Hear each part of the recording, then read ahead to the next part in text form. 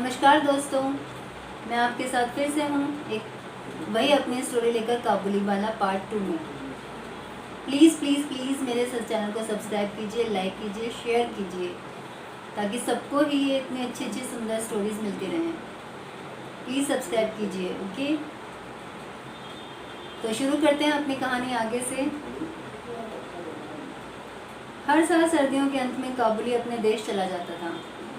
जाने से पहले वह सब लोगों से पैसा वसूल करने में लगा रहता।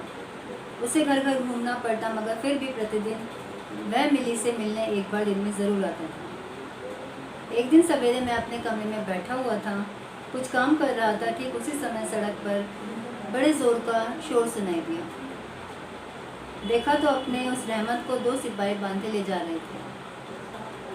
रहमत के कुर्ते पर खून के दाग हैं और सिपाही के हाथ में खून से सना हुआ छुरा। कुछ सिपाही से और कुछ रहमत के मुंह से सुना कि हमारे पड़ोस में रहने वाले एक आदमी ने रहमत से एक चादर खरीदी। उसके कुछ रुपए उस पर बाकी थे जिन्हें उसने देने से इनकार कर दिया। बस इसी पर दोनों में बात गई और काबुली ने उसे छुरा मार दिया। इतने में काबुली वाले कहते हुए मिनी घर से निकल आए। रहमत का चेहरा क्षण भर के लिए खिल उठा। मिनी ने आते ही पूछा, तुम ससुराल जाओगे? रहमत ने हंसकर कहा, हाँ वहीं तो जा रहा हूँ। रहमत को लगा कि मिनी उसके उत्तर से प्रसन्न हो गई है। तब उसने घूंसा दिखाकर कहा, ससुर को मारता पर क्या करूँ, हाथ बंधे हैं। छुरा चलाने के अपराध में रहमत को कई साल की सजा हो गई। काबुली का ख्याल धीरे धीरे मन से उतर गया और मिनी भी उसे भूल गई। कई साल बीत गए। आज मेरी मिनी का विवाह है, लोग आ जा रहे हैं। मैं अपने कमरे में बैठा हुआ खर्च का हिसाब लिख रहा हूँ। इतने में रहमत सलाम करके एक और खड़ा हो गया। पहले तो मैं उसे पहचान ही नहीं सका। उसके पास न तो झोली थी, न चेहरे पर पहले जैसी खुशी। अंत में उसकी ओर ध्यान से देखकर पहचाना कि अरे ये तो रहमत है। मैंने पूछा, क्यों रहमत, कब आए? कल ही शाम को जेल से छूटा हूँ साहब। मैंने उससे कहा, आज हमारे घर में एक ज़रूरी काम है, मैं उसमें लगा हुआ हूँ, आज तुम जाओ फिर आना।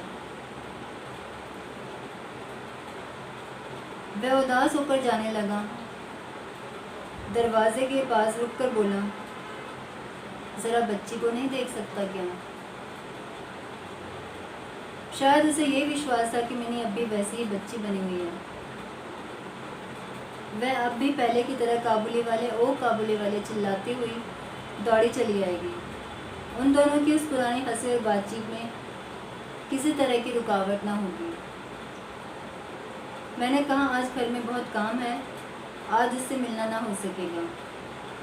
वह कुछ और उदास हो गया और सलाम करके दरवाजे से बाहर निकल गया। मैं सोच ही रहा था कि उसे वापस बुलाऊं। इतने में वह स्वयं ही लौट आया। बोला, यह थोड़ा सा मेवा बच्ची के लिए लाया था, उसे दे दीजिएगा। मैंने उसे पैसे देने चाहे पर उसने मना कर दिया। फिर ज़रा ठहर कर बोला, आपकी जैसी मेरी भी एक बेटी है, मैं उसकी याद कर करके आपकी बच्ची के लिए थोड़ी सी मैं मेवा ले आया करता हूँ। मैं यहाँ सौदा बेचने नहीं आता था। उसने अपने कुर्ते की जेब में हाथ डालकर एक मैला कुचला मुड़ा हुआ कागज़ का टुकड़ा निकाला और बड़े जतन से उसके चारों तरफ खोलकर दोनों हाथों में उसे फैलाकर मेरी मेज़ पर रख दिए। देखा कि कागज़ के उस टुकड़े पर एक नन्हे से हाथ के छोटे से पंजे की छाप है। हाथ में थोड़ी सी कालिख लगाकर कागज़ पर उसी की छाप ले ली गई थी। अपनी बेटी इस याद को छाती से लगाकर रहमत हर साल कलकत्ते के गली कूचों में सौदा बेचने के लिए आता है। देखकर मेरी आंखें भर आईं। सब कुछ भूलकर मैंने उसी समय मिनी को बाहर बुलाया। विवाह की पूरी पोशाक और गहने पहने मिनी शर्म से सुकड़ी मेरे पास आकर खड़ी हो गई। उसे देखकर रहमत काबुली वाले पहले तो सकपका गया, उससे पहले जैसी बातचीत ना करते बना। बाद में वह हंसते हुए बोला, लल्ली सास की घर जा रही है क्या? मिनी अब सास का अर्थ समझने लगी थी। मारे शर्म के उसका मुंह लाल हो गया। मिनी के चले जाने पर एक गहरी सांस भरकर रहमत जमीन पर बैठ गया। उसकी समझ में एक बात एकाएक स्पष्ट हो उठी कि उसकी बेटी भी इतने दिनों में इतनी बड़ी हो गई होगी। इन 8 वर्षों में उसका क्या हुआ होगा कौन जाने। वह उसकी याद में खो गया। मैंने कुछ रुपए निकालकर उसके हाथ में रख दिया और कहा, रहमत तुम अपनी बेटी के पास अपने देश चले जाओ।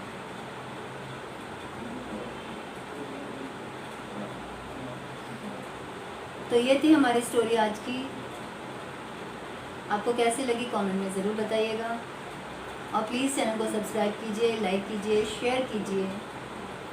मुझे मोटिवेशन मिलता है, मुझे मोटिवेट कीजिए।